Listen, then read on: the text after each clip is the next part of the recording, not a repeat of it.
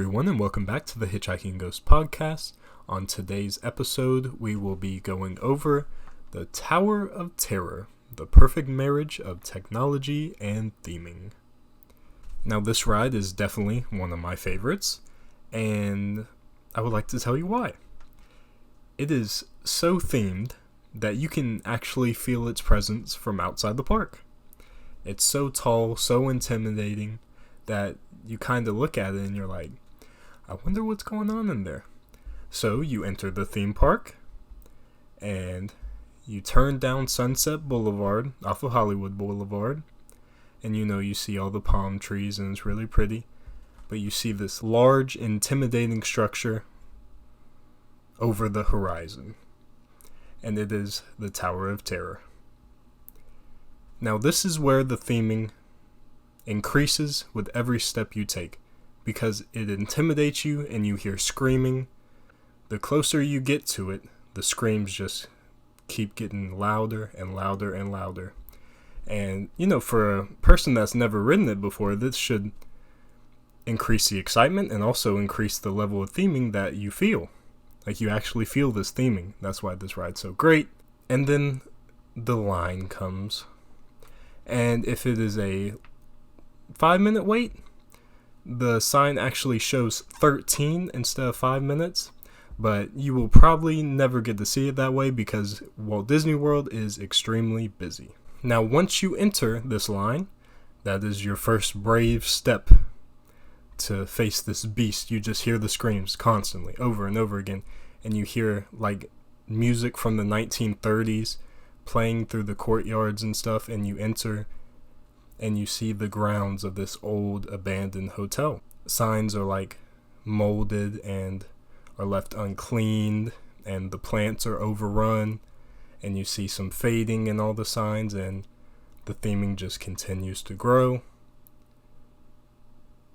Unless it is at night and it has a projection show on it, and I cannot stand that projection show. I know a lot of people like it, but come on, it's the Tower of Terror. Why do you have to put something on there? That's just me.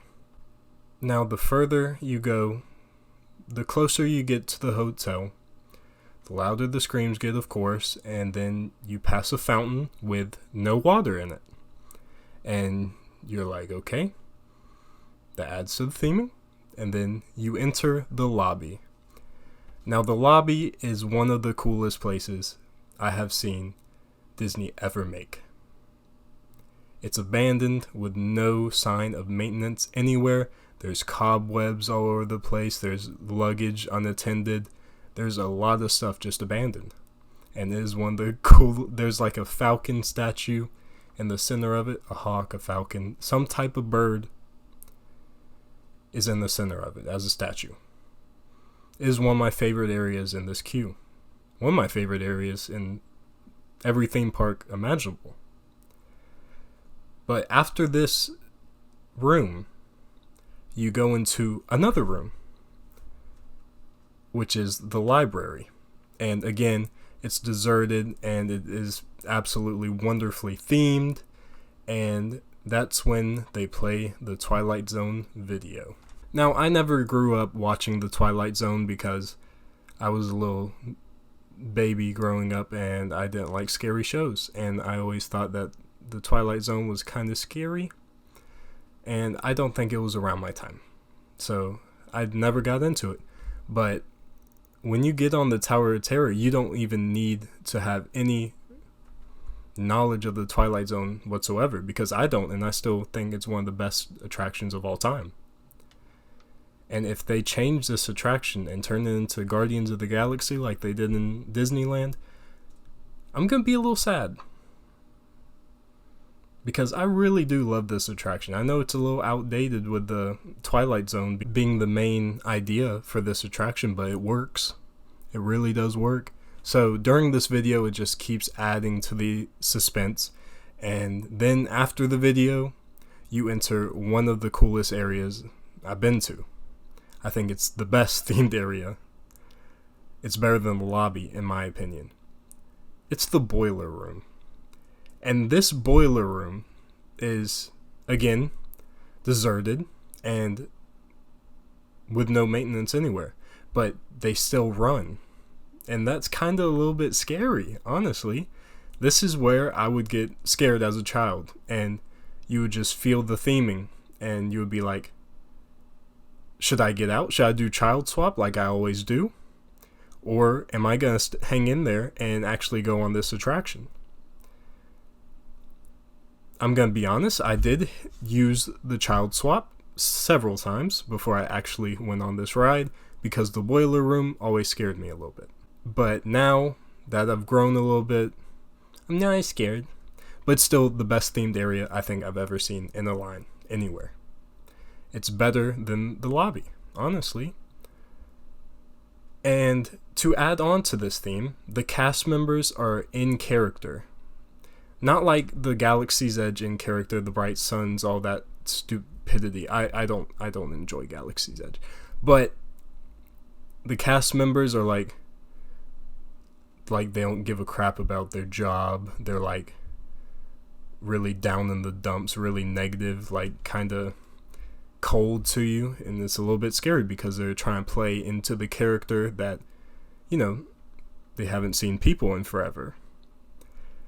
So you get into the ride vehicle, and it looks like a typical elevator with a lot of seats in it, of course, but you get in, you strap in, and then, the cast member probably says a cheesy one-liner that's like, oh, we'll never see you again, or something like that, But you go up, and there's even more great storytelling, and you're just thinking like, when's the drop? Because they play with your feelings a little bit. They add some storytelling with the Pepper's Ghost effect, which I love this effect. I love Pepper's Ghost effect. If you don't know what Pepper's Ghost is, look at the Haunted Mansion, the dining room dancing scene. That's Pepper's Ghost effects. So definitely look it up. It's very cool how they do it. And then you rise up again. Still no drops at this point. And then at this area, the second story, like the second stop on the elevator, it does the unthinkable. It goes forward. Now, if you are a person that has never been on this attraction, or if you're with a person that has never been on this attraction, this is probably one of the best moments of any ride at Disney World. Because people are like, well, what is this? I thought it was just going to be an up and down drop ride, which normally that's how it goes. But the Tower of Terror, you go forward. And this is because the Imagineers actually created this idea of having two elevator shafts with a ride car that goes in between them. So whenever you go up, you're in one elevator shaft, and then you go forward, and then you enter another elevator shaft. And the ride car is able to lock into both of them, which is just brilliant to me. I think that's awesome. So you go into this next elevator, and the doors open up, and you see the outside. And the narration's still happening, and it's really adding to the theme. But then you see the outside, and you're so high up. Oh my goodness. You're like 150 feet in the air, and you see it's a beautiful view, but then you don't really have time to look at the beautiful view because you plummet. And you plummet randomly. It used to not be the case, but now it has random drops. So you could do at the most 131 feet, and you could do like 2-story drops, so like 20 feet. And those aren't that much fun, but it's pretty cool having the re-rideability because you never know what you're going to get. So, but to put that in perspective, Splash Mountain is 49 feet. Like, the drop is 49 feet. And then the Tower of Terror's highest drop that you can have is 131 feet. That's crazy, because Splash Mountain, it has a pretty nice drop. But Tower of Terror just dwarfs it. So due to this tremendous theming and technology, this is one of the most thrilling attractions that Walt Disney World can offer. So, I hope you enjoyed this episode on the Tower of Terror. And if you did like it, be sure to like and subscribe. And thank you for watching. Have a great week, everybody.